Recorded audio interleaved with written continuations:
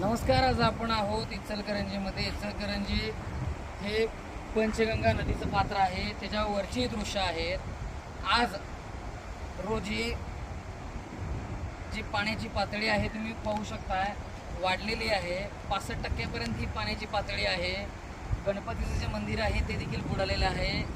इकडचे जर दृश्य बघितलात तर मशानभूमी जी आहे ती पण पूर्ण बुडालेली आहे. पाण्याची पातळी ही सध्या वाढताना दिसत आहे व इचलकरंजीतल्या नागरिकांनी याची दक्षता घ्यावी. इचलकरंजी आणि बोरगावला जाणारा रोड आहे तो सध्या बंद करण्यात आलेला आहे. इचलकरंजीहून प्रवीण हंडे, वायरलेस मराठी. धन्यवाद. चालू केलं. नमस्कार. आज आपण आहोत इचलकरंजीमध्ये. इचलकरंजीतलं हे पंचगंगेवरचं नदीचं पूल आहे, हे नदी पात्र आहे. तुम्ही पाहू शकताय गणपती मंदिर